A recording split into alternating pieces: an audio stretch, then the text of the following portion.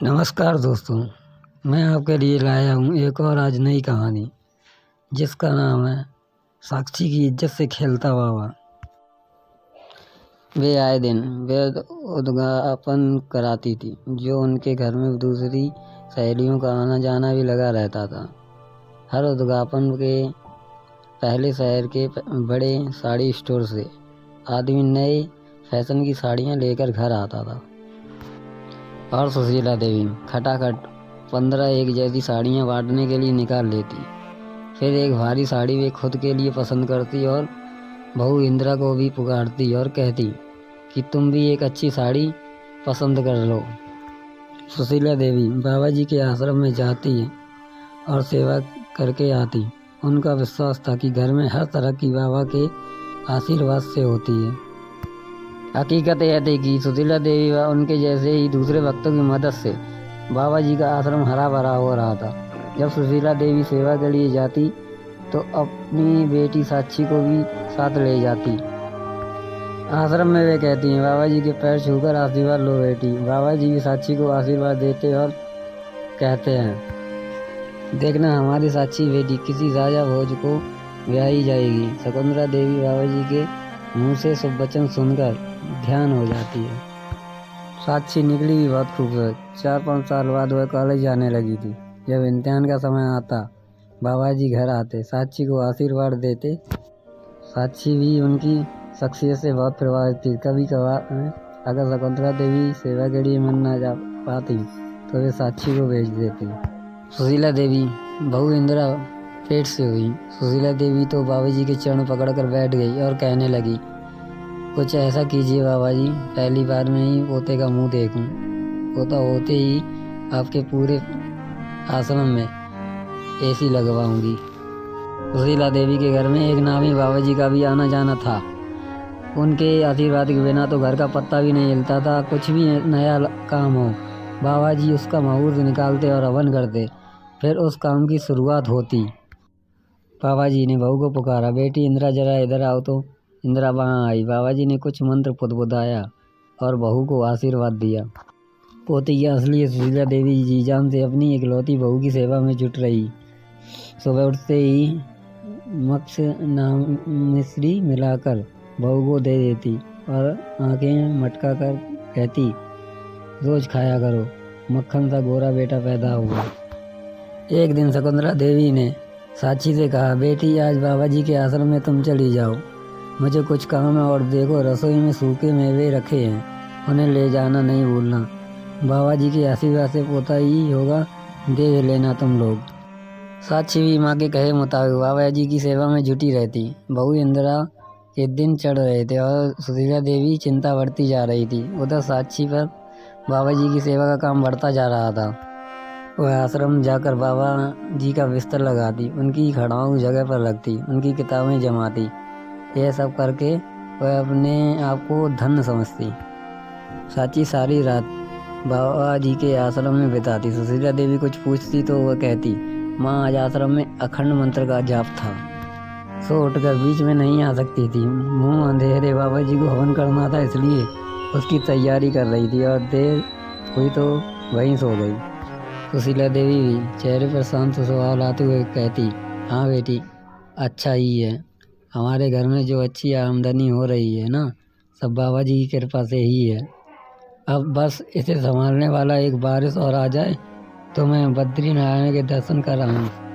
साक्षी घर से सलवार कुर्ता पहनकर चुन्नी ओढ़ कर जाती और सांझ ढलते ही छोटे छोटे कपड़े पहन किसी अप्सरा का रूप धारण कर लेती। वह अपनी जवानी का बाबा जी के साथ भरपूर फायदा उठा रही थी।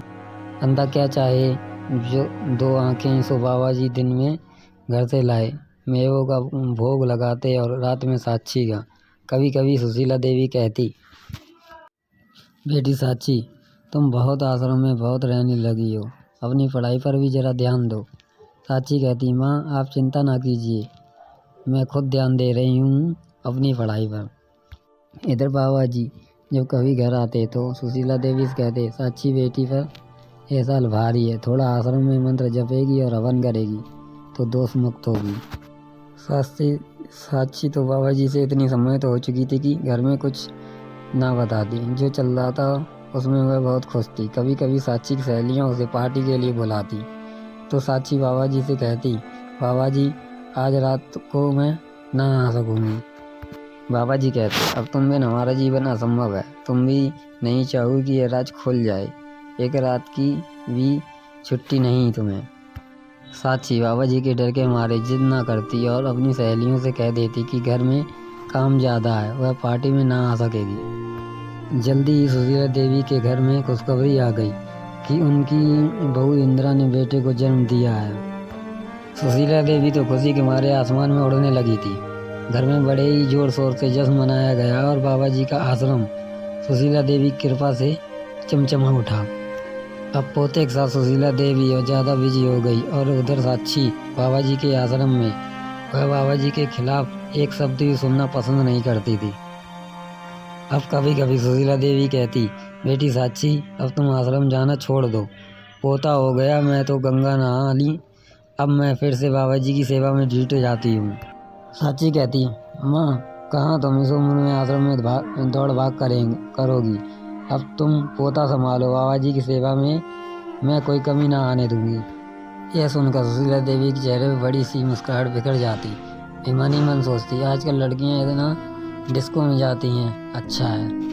साक्षी को यह हवा नहीं लगी। क्या फ़ायदा, 4 बॉयफ्रेंड बना लेगी और वहाँ नशा करेगी। इससे अच्छा है कि आश्रम में ही सेवा करे, कुछ पुण्य ही कमाएगी।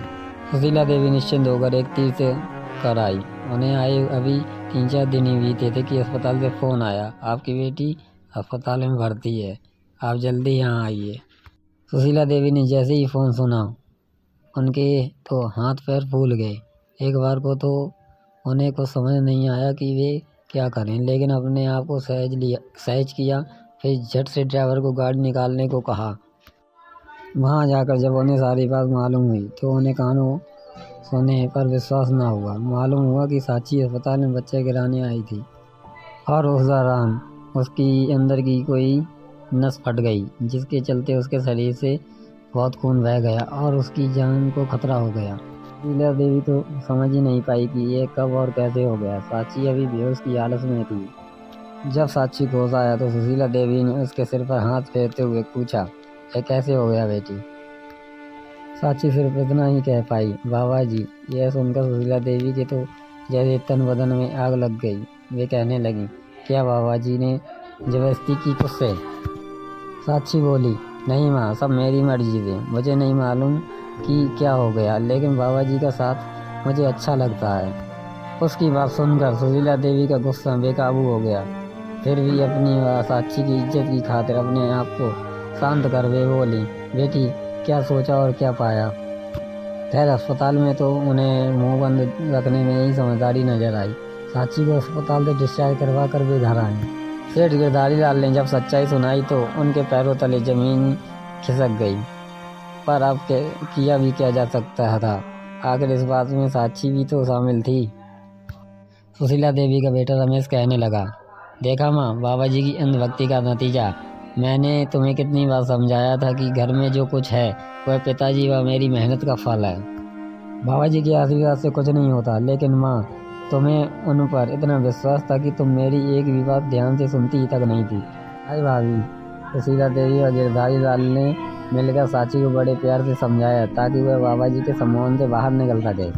फिर सुशीला देवी का बेटा रमेश व बहू इंदिरा साची को एक काउंसलर के पास ले गए ताकि वह उसे समझा बुझा कर उसके बीते कल से छुटकारा दिला सके। कुछ महीने के लिए सुशीला देवी उसे अपनी बहन के घर ले गई। कुछ समय में साची फिर से सामान्य हो गई थी। अब सुशीला देवी समझ गई थी कि बाबा जी ने उसकी अंधभक्ति का इस्तेमाल किया और उसके विश्वास का फ़ायदा उठाकर उसी की बेटी का सम्मान कर लिया था। लेकिन अब सुशीला देवी ने बाबा जी के लिए अपने घर के दरवाजे हमेशा के लिए बंद कर दिए थे। बाबा जी ने भी सोचा कि शांत रहने में ही भलाई है, वरना कहीं गिरधारी लाल अगर बोला हो गए तो पुलिस में रिपोर्ट कर देंगे और उनकी पोल पट्टी खुल जाएगी। उन्होंने जो आश्रम में हवन के नाम पर कारोबार किया हुआ है और बाबा जी का मुखौटा पहना है वह जनता के सामने ना उतर जाए, कहीं उन्हें जेल की हवा ना खानी पड़ जाए।